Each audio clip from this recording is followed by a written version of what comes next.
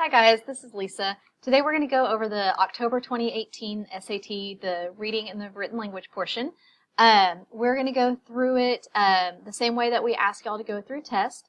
So this may seem a little quick today because one of the things that I'm going to do is as I read, I'm going to be going through my thought process as a test taker. So you might see me kind of skimming through passages pretty quickly. You might see me making commentary as I go, facial expressions, that's just kind of how I work. But I want y'all to see my process as a reader and how I'm making connections between the passage and the questions being asked. So to start off, we have passage 1, which we know is always fiction. Its job is going to be to tell us a story. We're going to learn about a character or an event. So we'll keep that in mind as we're annotating and answering questions. So number 1, the narrator of the passage can best be described. So best be described, it's kind of an inference question. But we know that we're looking for the narrator, something about the narrator. And this is not a COE follow-up. This is also kind of going to be a big picture question. We'll learn about the narrator as we go through the passage. But it will not be clearly stated because it is an inference question. So number 2, in the passage, so we know that to be a content and characterization question.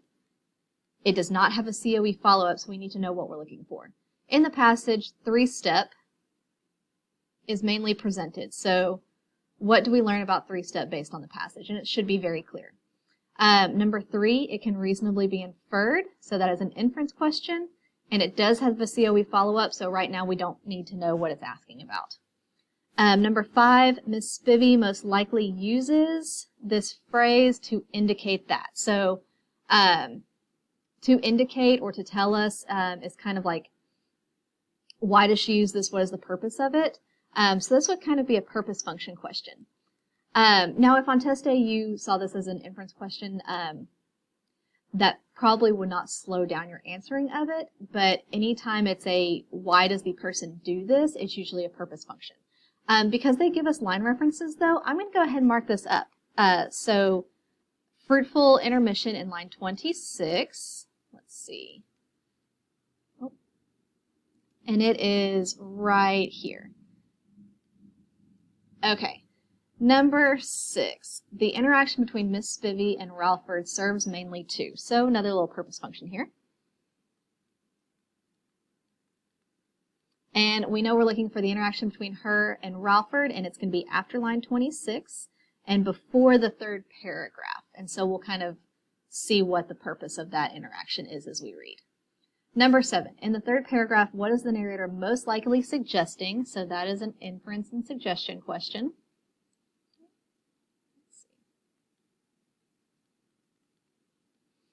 And it does not have a COE follow-up, so let's see what we're looking for.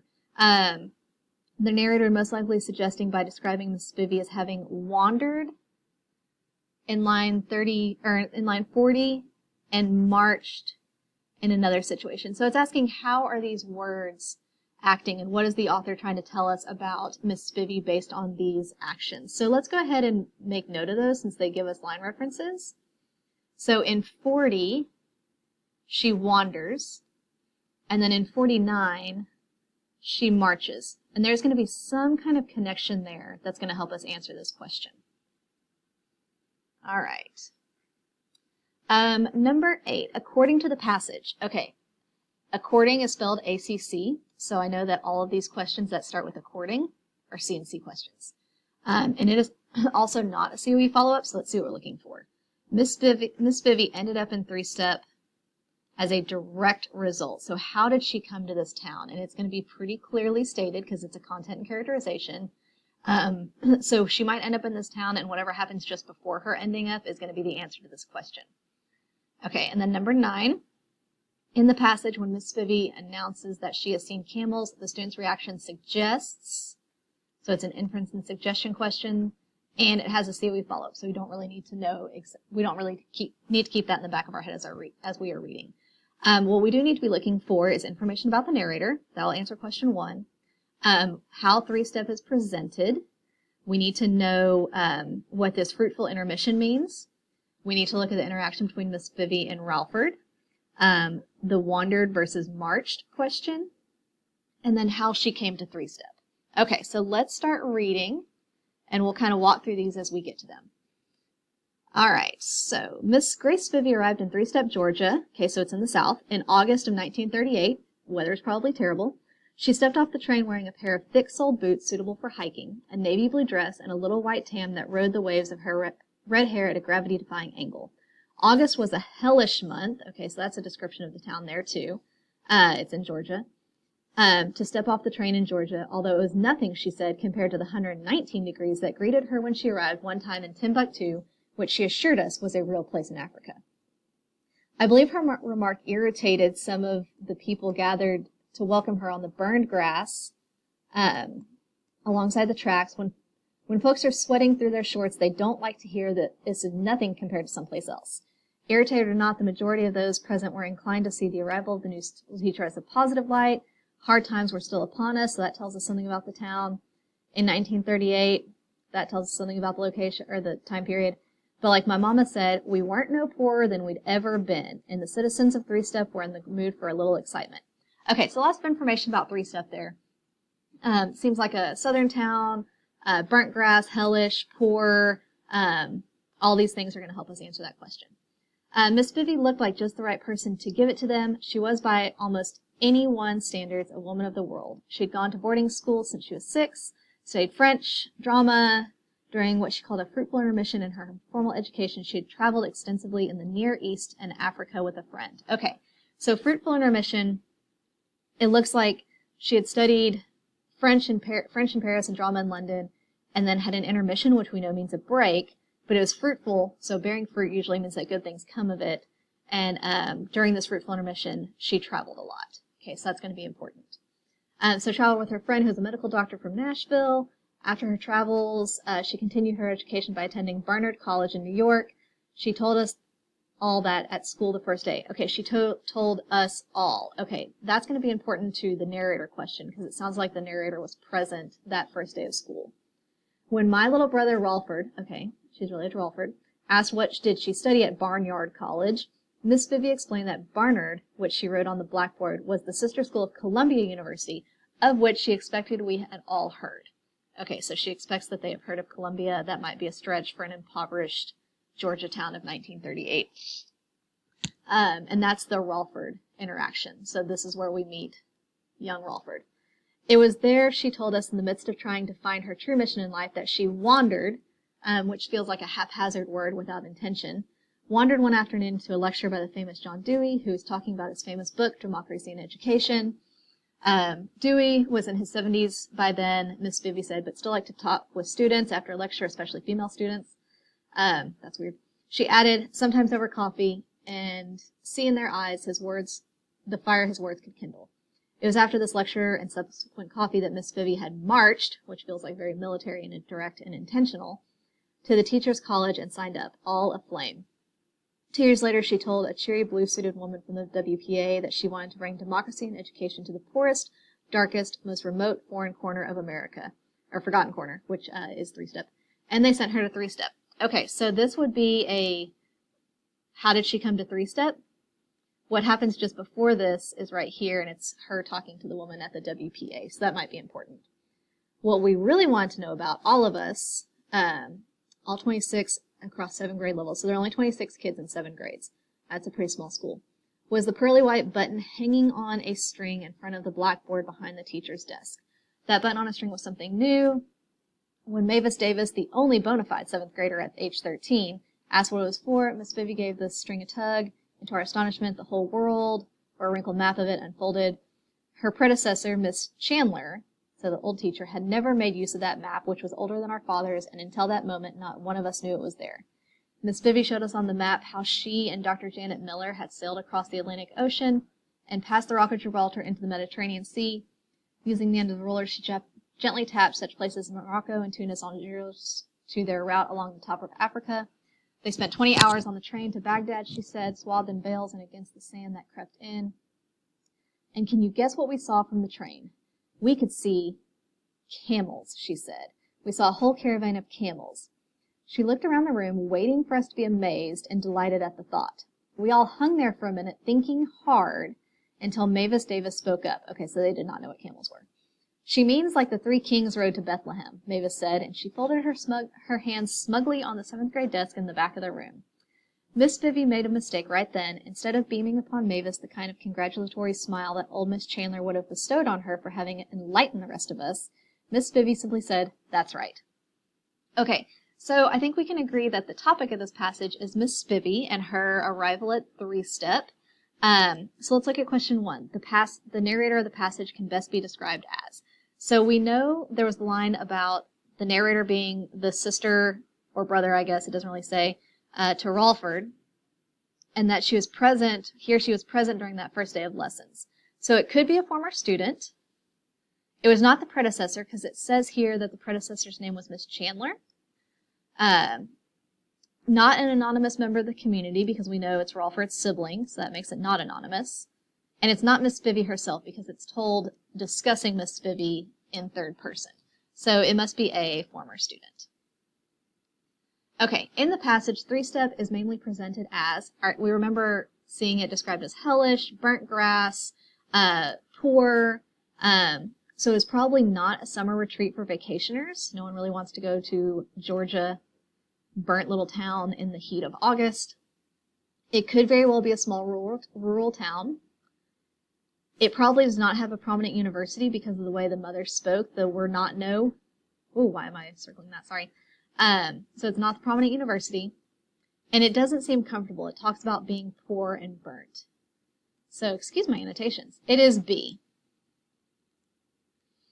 All right, number 3. It can reasonably be inferred from the passage, and this is a COE. So what we're looking for is the people at the train station regarded her comment about the heat. So something about people's reaction to her comment about the heat. Let's start with lines 2 through 5. Okay. 2. She stepped off the train wearing a pair of thick-soled boots suitable for hiking, a navy blue dress, and a little white tam that rode the waves of her red hair at a gravity-defying angle. So that is more just a description of Miss Vivi herself. So we can get rid of that because we don't know what she says about the heat and we don't know how they reacted. Number 10 through 14. I believe her remark about the heat irritated some of the people gathered to welcome her on the burned grass alongside the tracks. When folks are sweating through their shorts, they don't like to hear that this is nothing compared to someplace else. Okay, so that says that the comment irritated people and they don't like their heat being compared to something else in that manner. So it could very well be B. 14 through 20. Right here. Irritated or not, the majority of those present were inclined to see the arrival of the new school teacher in a positive light. Hard times were still upon us, but like my mama said, we weren't no poorer than we'd ever been, and the citizens of 3-Step were in the mood for a little excitement. So that's more their response to her presence, her arrival, not necessarily her comment. So we can get rid of C. And then I think D is a little too far to even be about the comment. So let's take a look just to be safe. Lines 23 through 25. Yep, it's a totally different paragraph. So she'd gone to boarding school since she was 6. She'd studied French, drama, fruitful intermission. So all this is about her history, and it is too far into the paragraph to be about that remark. So the line of evidence is going to be B, and it says that they were irritated because they are comparing their heat to something else and saying their heat was not as bad. So let's look. Number 3, they were not sympathetic to her, and you can't assume that she had never experienced this intense heat before because she actually is asserting that she'd experienced more intense heat. Disappointed because they doubt she will stay in 3-Step. There's not enough to say how long she might stay in 3-Step based on this comment. They just don't like her comparing the heat she experienced as being worse than what they are experiencing. Embarrassment because they imagine that she is superior to them. There's nothing about her being more educated or richer or in any way superior to them in a standard sense, so I don't think that it is C, and they are irritated in a mad way, not in an embarrassed way. So let's see, resentment because they feel that she is minimizing their discomfort. Yes, your heat is not as bad as heat I have experienced, therefore it is less, it is minimized. Okay, number 3.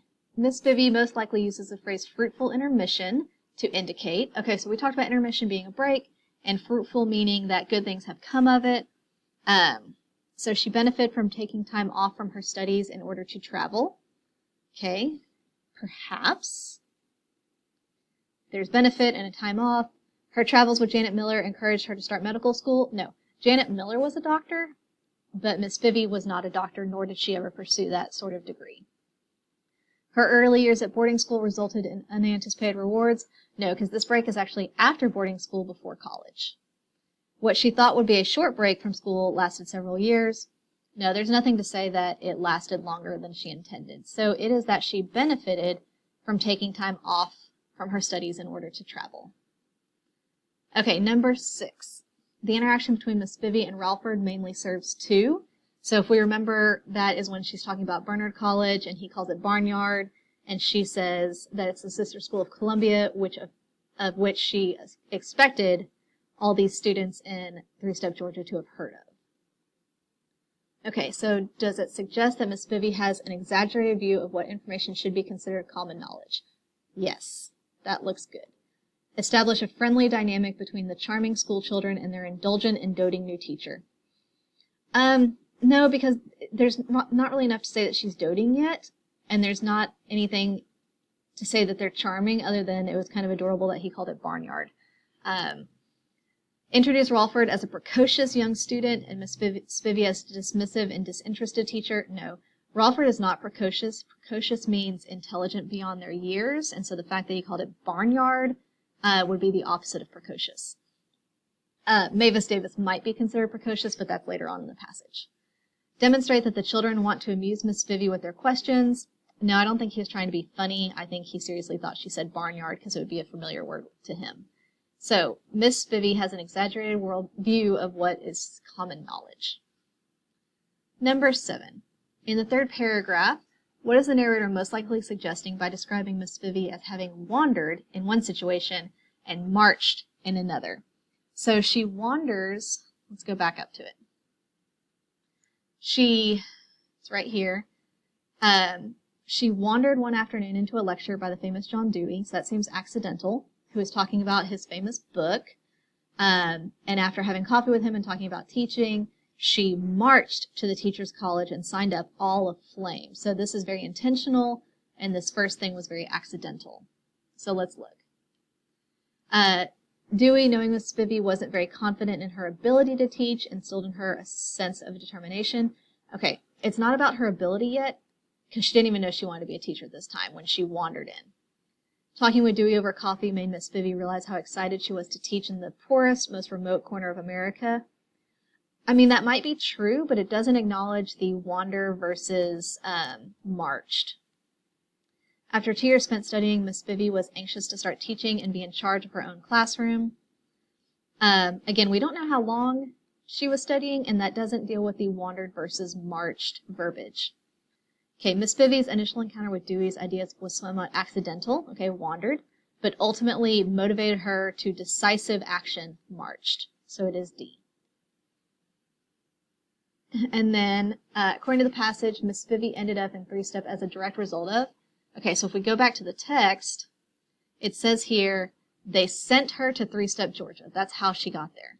Right before that, she told a cheery blue-suited woman from the WPA that she wanted to bring democracy and education to the poorest, darkest, most remote and forgotten corner of America. So it's this talking to the woman at the WPA. So not her friendship with Miss Miller, or Dr. Miller. It wasn't a direct result of her attending college in New York. It's, look, right here. She talked to the woman at the WPA, and that is what brought her to Georgia. All these other things are elements of her life that help contribute, but the direct result was she told the woman at the WPA that she wanted to teach in the poorest, darkest parts of America, and so they sent her to 3-step Georgia. Okay, and then this last little pair. In the passage, Miss Vivi announces that she had seen camels. The students' reaction suggested that they are. Okay, so we're looking for the students' reaction to camels. So lines 82 through 84.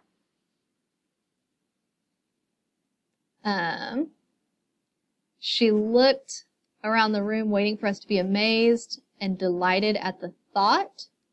So that's her discussing what she's waiting for, but it doesn't say what they actually did. Okay, 85 through 86. We all hung there for a minute, thinking hard, until Mavis Davis spoke up. Okay, so they are kind of quiet, stunned, they're thinking, they're trying to figure out what a camel is, but it's pretty obvious they don't really know, so that could be a good answer choice because it shows what the students are doing. 87 through 90, she means like the three kings rode to Bethlehem. So this is Mavis Davis telling us what they actually are, but that's only one child's response. It's not the students plural, and this, if you see, is looking for students plural. 91 through 95.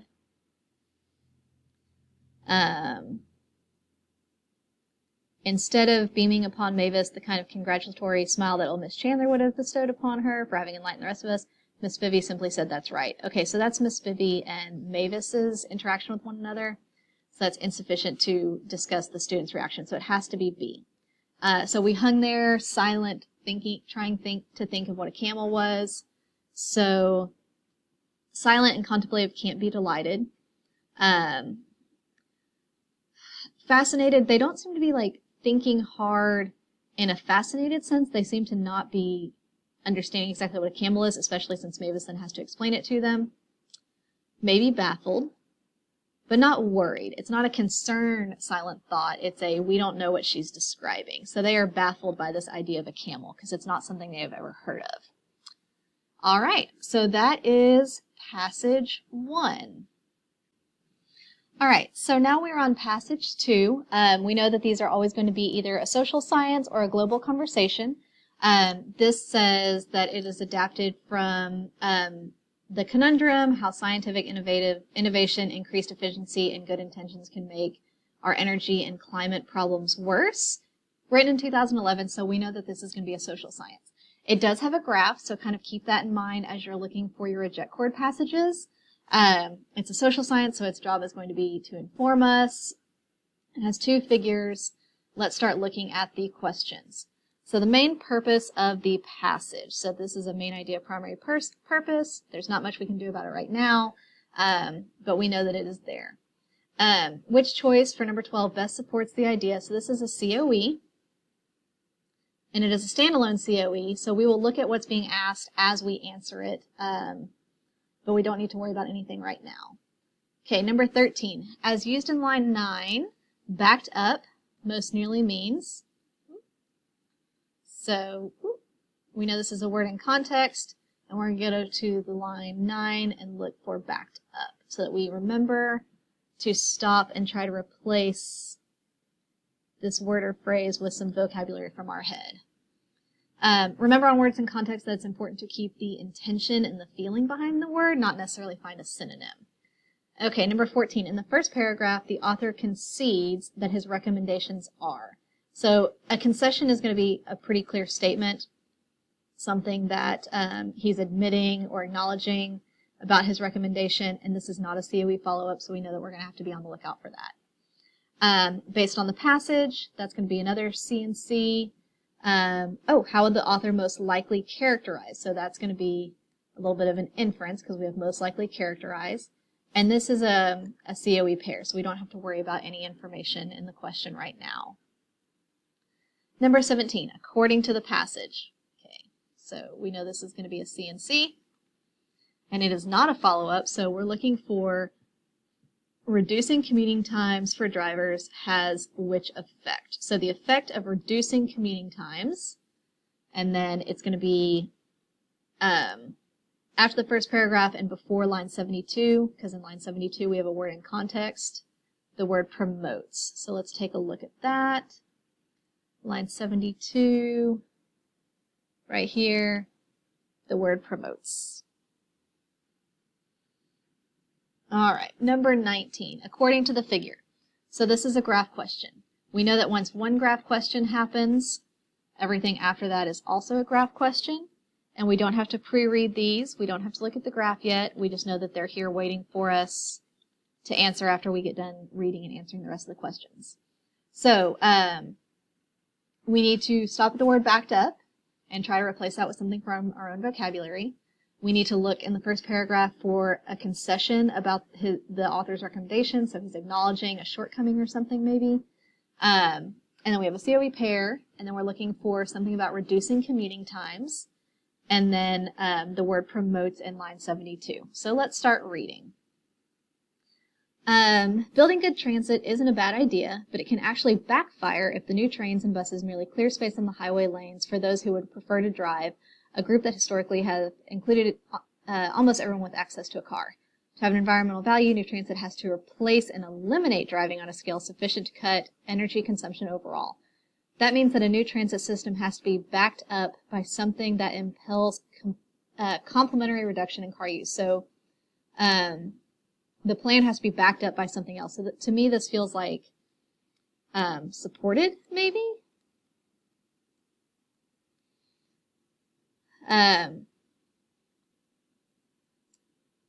Say the physical elimination of traffic lanes or the conversion of existing roadways into bike or bus lanes. So that's how they're saying you could support or back it up, is by doing these additional things as well.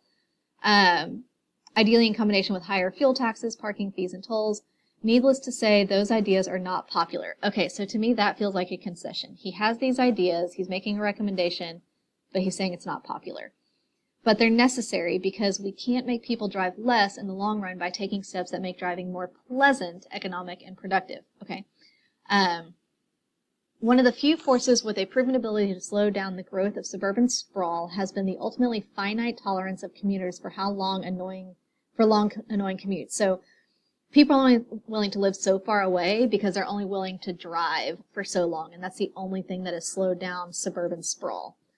The tolerance has grown in recent decades, and not just in the United States, but it isn't unlimited, and even people who don't seem to mind spending half their day in the car eventually reach a point where enough is enough. That means that traffic congestion can have environmental value since it lengthens commuting times, and by doing so discourages energy-hungry suburbs. So basically saying that traffic is a good thing because traffic makes people not want to drive, and so it makes it easier for them to stop moving so far away. Unless we make the congestion go away.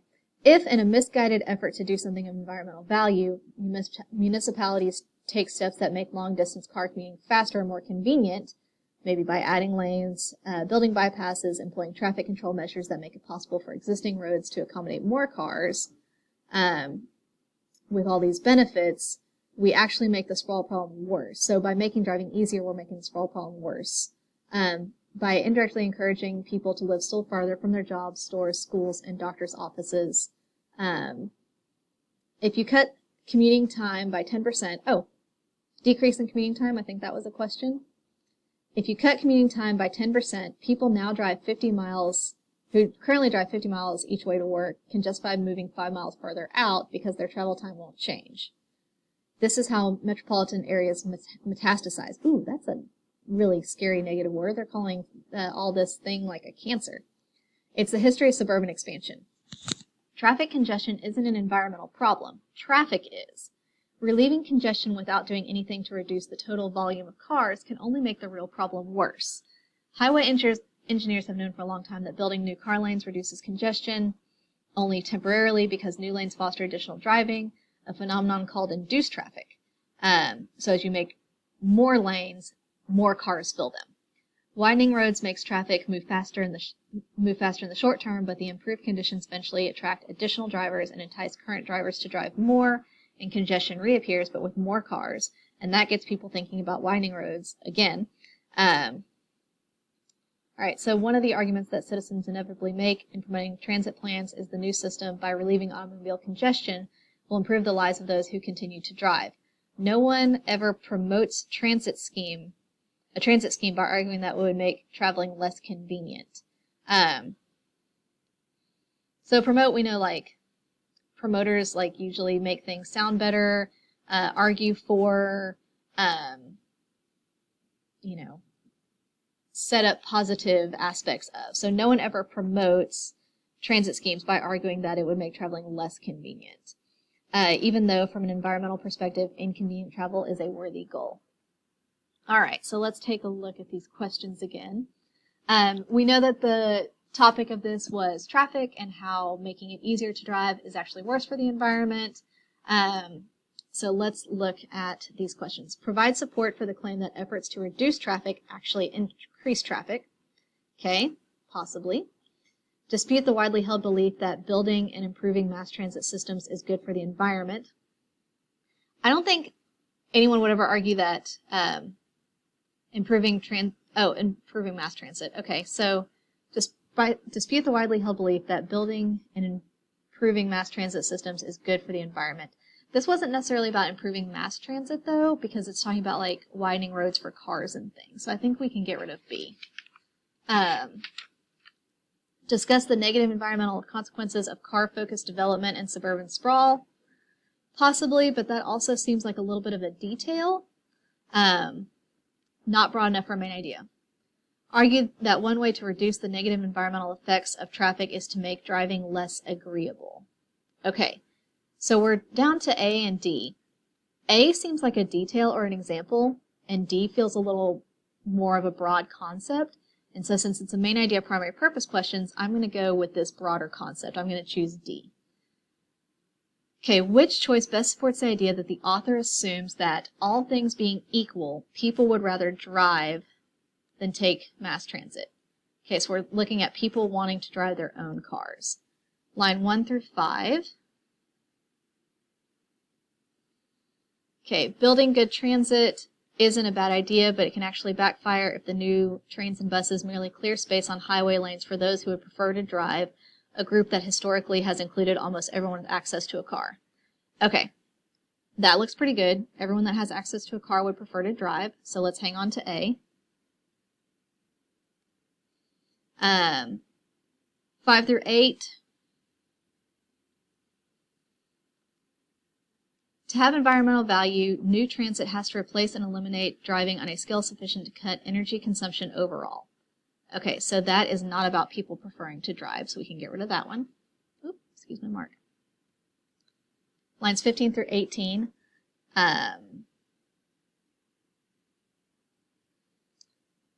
But they are necessary because we can't make people drive less in the long run by taking steps that make driving more pleasant, economical, and more productive. Okay, so that's not about people preferring to drive. It is about driving individual vehicles, but it's not about people's preference. And then 19 through 22.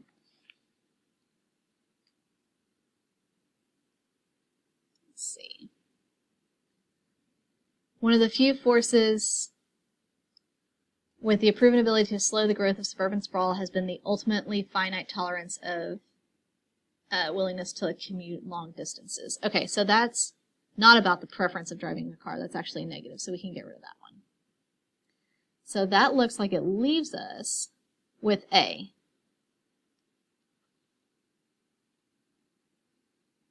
Okay, number 13 backed up, we came up with the word supported, and look, it's even in the answer choices. So it wasn't about copying, it was about providing additional backup, additional support for this idea. It's not swapping out, it's in addition to. And then jammed is a different form of backed up. That's not applicable here. So it is A. Okay, in the first paragraph, the author concedes that his recommendations are, we saw this as we read. Needless to say, those ideas are not popular, but they are necessary. Okay. Okay, so cost was never discussed. Not widely supported is kind of like not popular. Strongly opposed by experts. It's not experts that's opposing it, it's more just the general populace doesn't like it. So we can get rid of C. Environmentally harmful in the short term, no. It is B. It's not widely supported by the public. Okay, so another COE pair. This time it is an inference, so the evidence is not going to be word for word, but it should still be pretty obvious. How would the author most likely characterize many attempts to improve traffic? So, improving traffic is something. It's a characterization question, even though it's not about a character, it's about an idea. So we're looking for a description of attempts to improve traffic. Let's start with lines 8 through 14. Okay.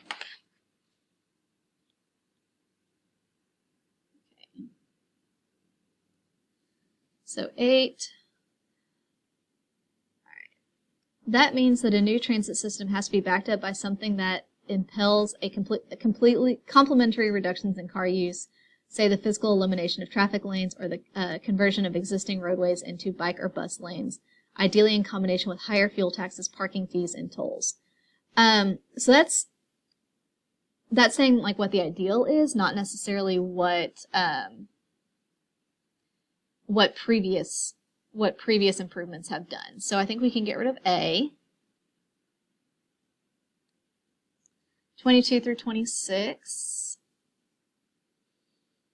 That tolerance has grown in recent decades, and not just in the United States, but it isn't unlimited, and even people who don't seem to mind spending half their day will eventually have enough. Okay, so that is people's reaction to traffic. It's not about previous ways of fixing the problem.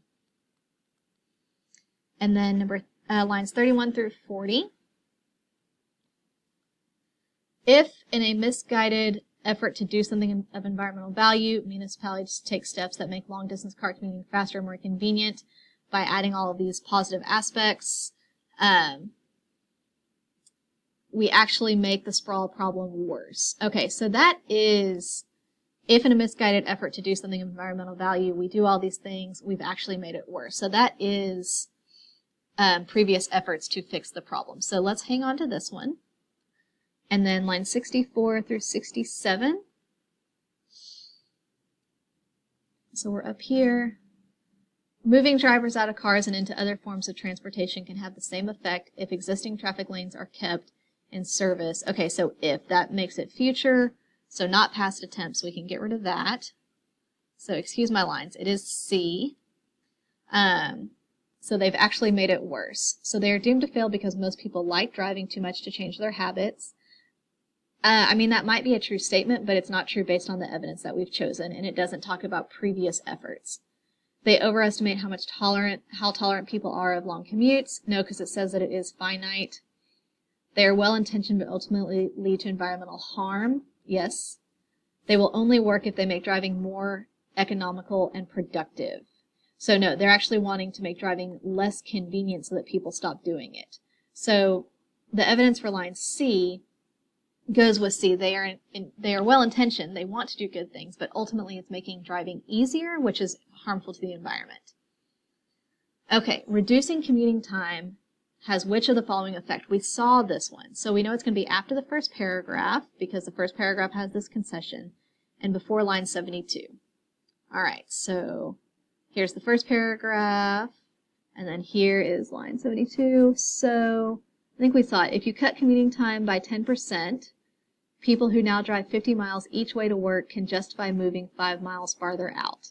Okay, so lowering commuting time makes people willing to move further away. Drivers become more productive employees than they previously were. No, that is nowhere in the passage. We don't see anything about productivity in employees. Mass transit gets extended further into suburban areas than it previously was. It's not mass transit that they're talking about. It's that people are willing to live further away because they're willing to drive further. Mass transit carries fewer passengers. Again, it's not about mass transit at all in this section. It's about people in cars.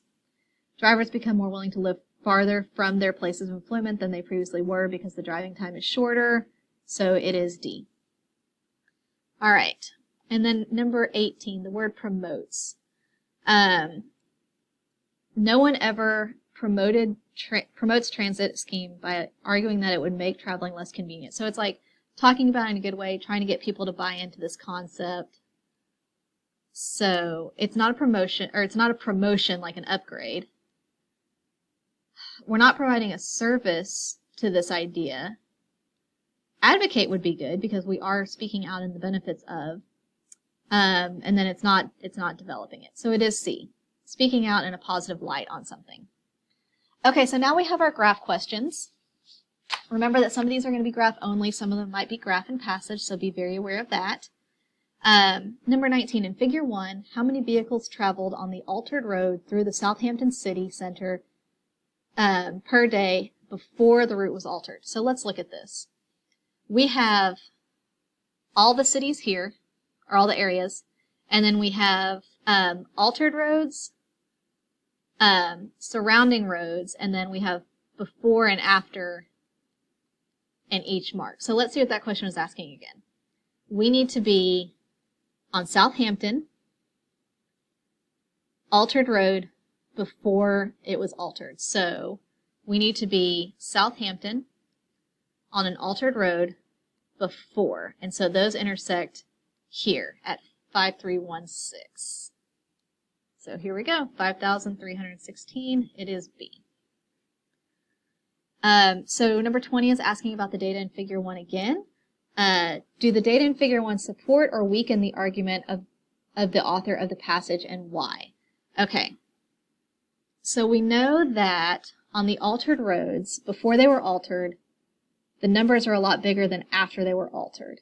And the title says that the alteration was a reduction.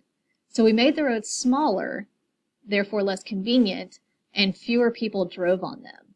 So that seems to support what the author is saying. Let's take a look.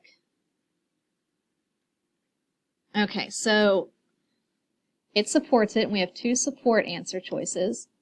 So support because the data show that merely moving drivers out of cars can induce traffic.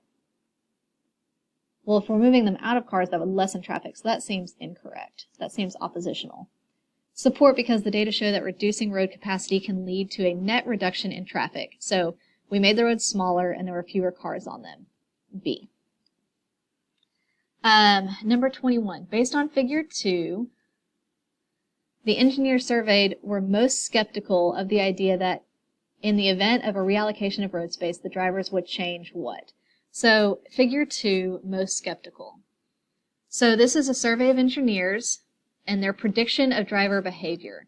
And we have yeses, yes in exceptional circumstances, no, and don't know. So skeptical would mean that they don't believe things would change or they don't know if things would change. So I'm going to look at this. And the question asked about the most skeptical. So we need the biggest combination of these two bars, which would be this little guy right here. So driving style is what they were most skeptical about. Let's take a look. And there it is, one of our answer choices. D, their driving style. All right, so that is passage 2. We will move on to passage 3. On passage 3, we know passage 3 is always a natural science passage, so its job is going to be to inform. We're going to learn about maybe a new discovery or some information about something that we knew about that's new. This one does not have a graph, so I wouldn't recommend saving this one for your eject cord. We know we want to eject cord things with graph because they have so many tier 1 questions. So let's just jump in and take a look at the questions. Based on the passage, textbook authors in the early 90s would most likely have expected. So this is probably going to be an inference, and it has a COE follow-up. So we don't have to worry about too much information from that yet. 24 and 25, it looks like are both words in context. So we are going to be looking at the word active in 18 and capture in 24. So let's go note those. Line 18, active, and line 24, the word capture. So as we read through this, we'll stop and try to come up with a word that has the same meaning or intention as those words used in the passage. Number 26, which conclusion is best supported by the findings of Lawson's 1993 experiment? So best supported, I think, would be an inference, and it is a COE follow-up, so we can use those lines of evidence to help us answer that question. The sentence in lines 43 through 45 mainly serves to, so this serves to we know is a purpose function, and we will go look at 43 through 45 and go ahead and bracket it. Now, on test day, I really want to make sure that y'all are making brackets that are easy to see when you read. Don't do tiny ones like we do for the COEs, because you want to know that when you see that, you're going to stop and make sense of it. Number 29, it can reasonably be inferred, so we know that's an inference question. It does not have a COE, so what information are we looking at? One intended goal, or the intended goals of the 99 experiment. So the 99 experiment and what they were hoping to accomplish there. Main purpose of the 6th paragraph, so that we know that's a purpose function. And it is the whole 6 paragraphs, lines 64 through 65.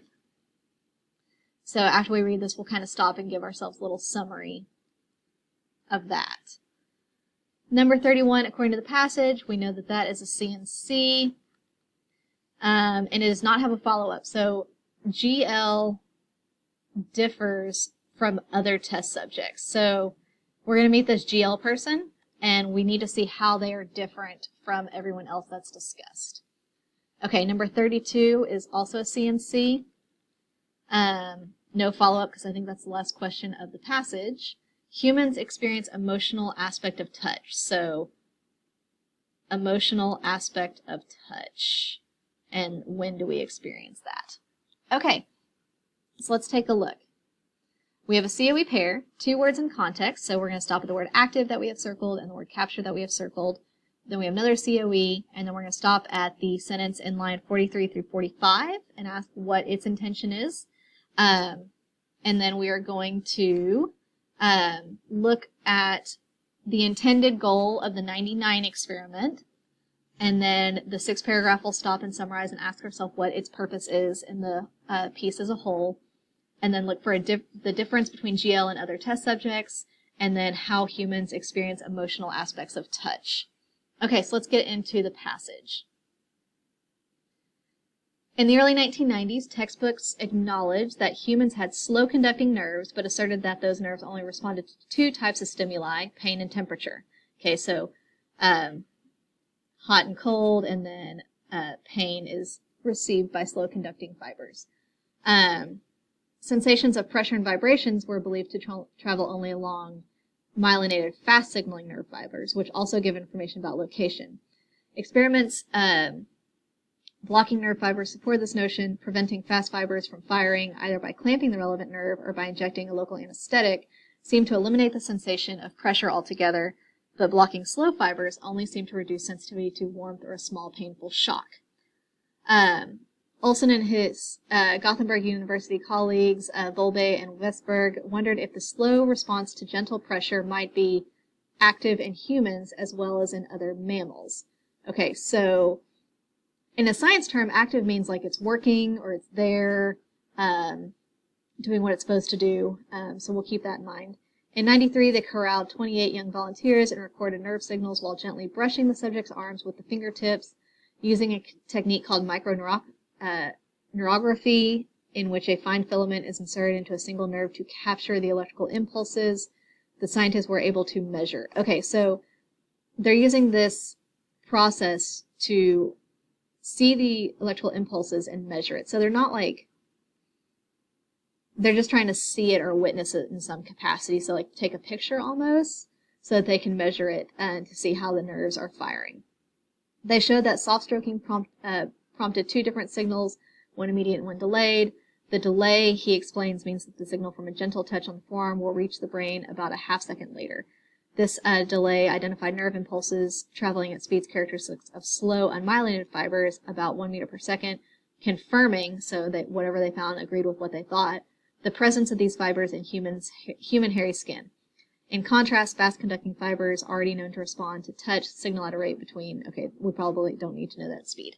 Any, like, scientific details like that are probably not going to be as important to questions unless they're like graph and passage questions, so don't feel like you need to memorize the inner workings of these experiments. Okay, then in 99, we know we have a question about the 99 experiment. In 99, the group looked more closely at the characteristics of slow fibers.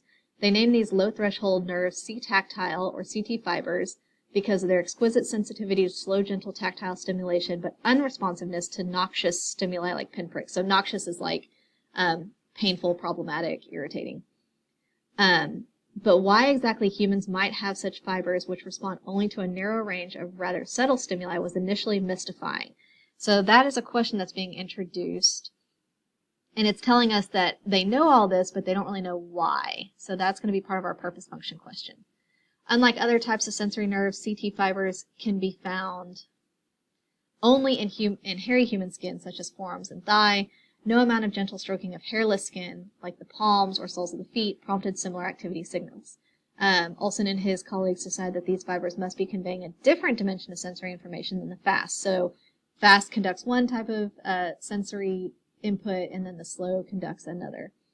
Although the microneurography can give information about how a single nerve responds to gentle brushing, it cannot tease out what aspects of sensation the fiber relays.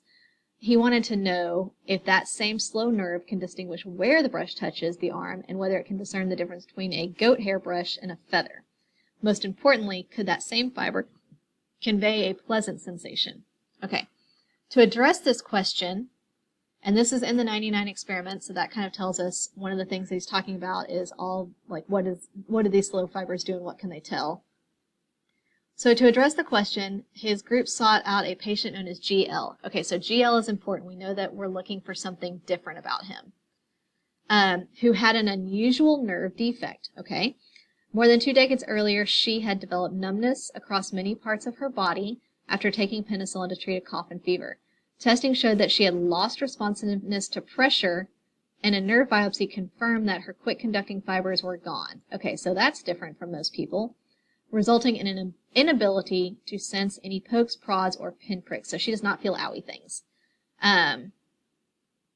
But she could still sense warmth, suggesting that her slow-conducting, unmyelinated fibers were intact. Okay, so that's how she's similar, but this is how she's different, is she doesn't feel those painful things, the fast conducting. Upon recruiting GL, Olson tested her by brushing her arm gently at the speed of between 2 to 10 centimeters per second. She had more trouble distinguishing the direction of the pressure, so like if it was going towards her hand or away, than most subjects, but reported feeling a pleasant sensation. When researchers tried brushing her palm where CT fibers are not found, she felt nothing. Okay, so her CT fibers, her slow ones, work, but her fast ones don't, and since there are no CT fibers in her palm, she couldn't feel it. Lawson used functional MRI studies to examine which areas of the brain lit up when GL's arm was gently brushed to activate fibers. In normal subjects, okay, so this could be important too because we're specifically comparing GL to normal subjects, both somatosensory and insular cortices were activated, but only the insular cortex was active when researchers brushed GL's arm. So normal people had 2 and she only had 1. This solidified the notion that CT fibers convey a more emotional quality of touch rather than the conscious aspect that helps us describe. Okay, so there was something about the emotional quality of touch, and it looks like it's connected to CT fibers. So that may come up, that may be important to answering that one question. It seems specifically provide pleasurable sensations. Okay, so based on the passage, textbook authors in the early 90s, so we're looking for early 90s, would most likely have expected which condition to result from blocking fast fibers. So we need to look in these lines of evidence for the 1990s experiment and blocking of fast fibers. So let's look.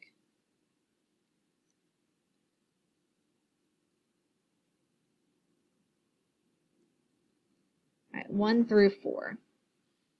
In the early 90s, okay, that's a good start, the textbooks acknowledged that humans had slow conducting nerves, but asserted that those nerves only responded to 2 types of stimuli, pain and temperature. Okay, so that talks about slow conducting nerve and pain and temperature, but we are looking for fast fibers in the 90s, blocking fast fibers. So it's not 1 through 4, because that was specifically about slow. Let's see, 4 through 7. Sensations of pressure and vibration were believed to travel only along myelinated fast signaling nerve fibers, which also give information about location. Okay, so this is fast, and it talks about vibration and pressure. So let's hold on to that one, because it is about fast. So it's an inference. So knowing that that fast talk about vibration and pressure, we can infer that blocking that would make it harder to feel pressure and vibration. Let's look at 12 through 14.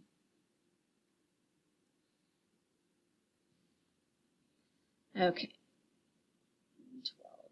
But blocking slow fibers seem to reduce sensitivity to warmth or small painful shock. Okay, so again, this is slow fiber, so we can get rid of that.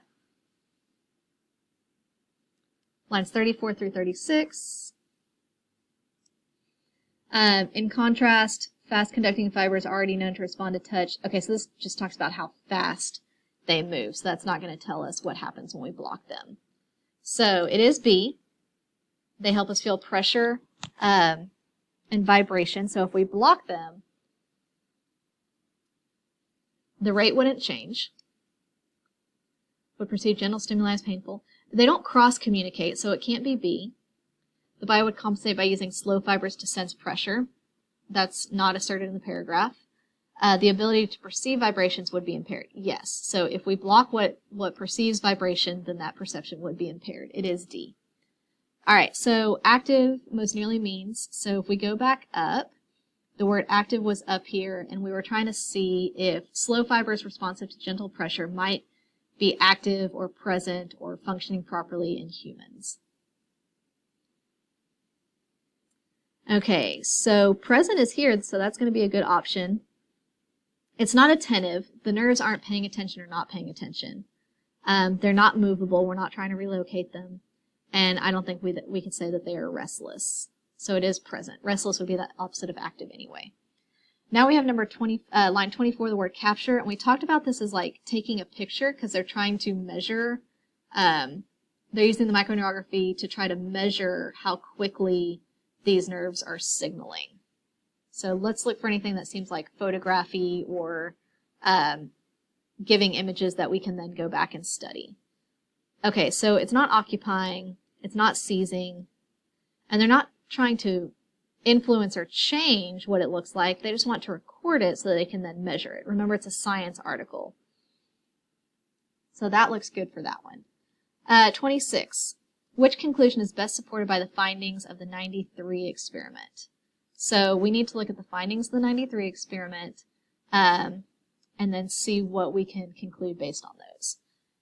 All right, so 22 through 26.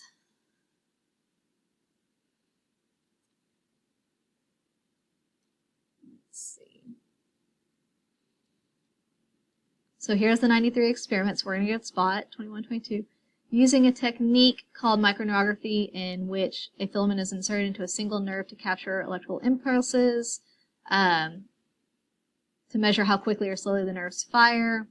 Okay, so that just tells us how we are measuring that. So I think we can get rid of this one. And then 26 through 28. They showed that soft stroking prompted two different signals, one immediate and one delayed. Okay. That's not necessarily like, I mean, it is a finding. They're showing that what slow nerves do, so we can kind of hang on to that. It gives us two signals. One's delayed. 28 through 30.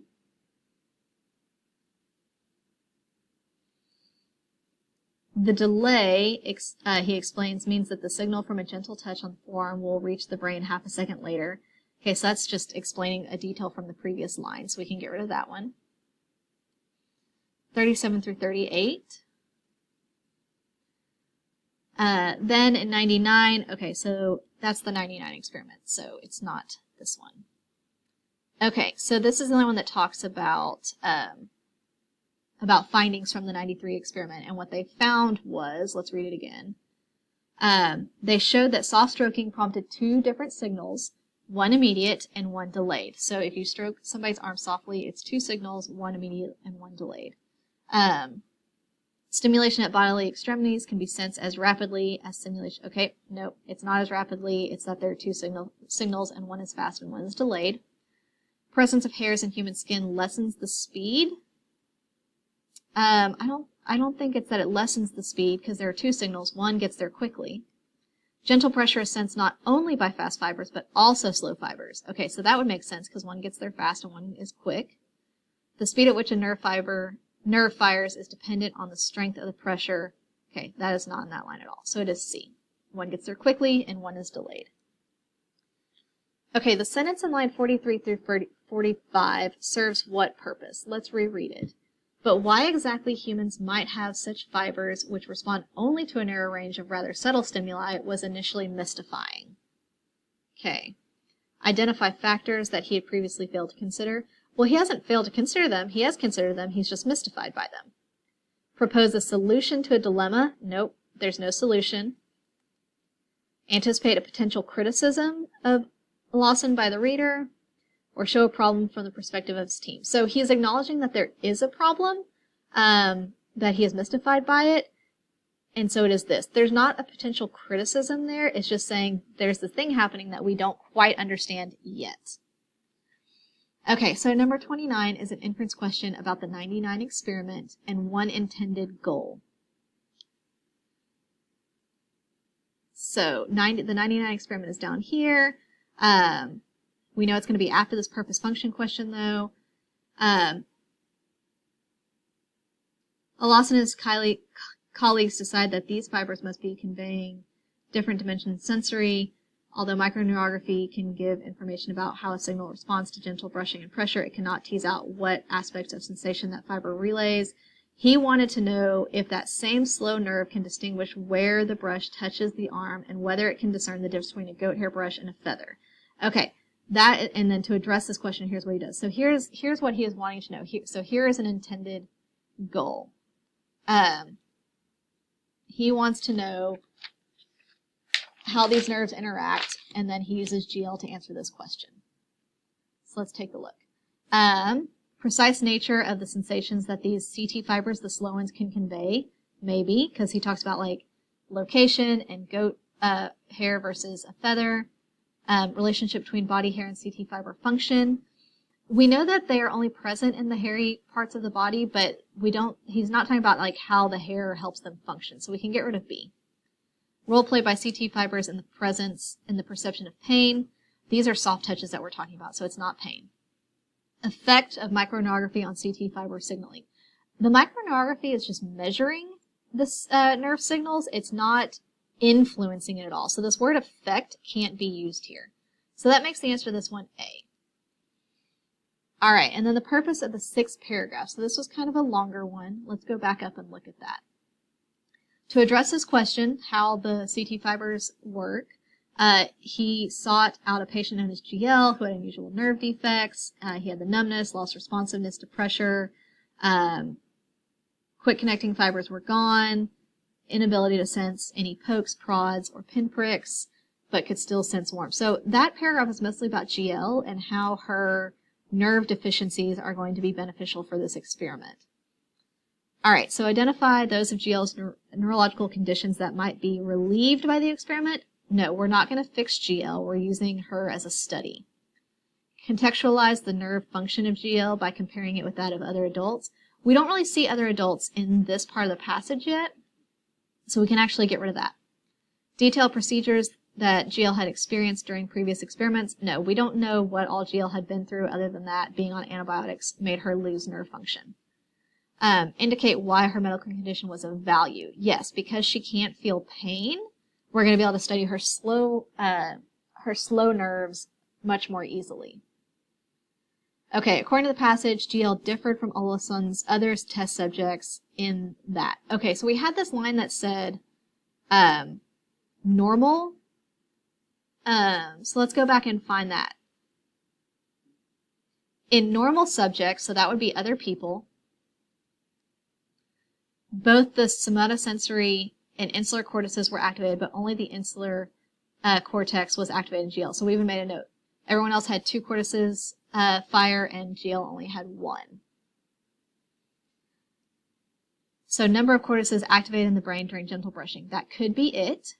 Physical dimensions of the somatosensory cortex. No, in fact, it said that on GL only the insular one fired, and we don't know anything about the size. Intensity of nerve signals required to activate the insular cortex. We don't know how hard or soft they were brushing. Effective MRI scanning. Nope, we don't even see MRI mentioned there. So it is just the number of cortices activated in the brain during gentle brushing.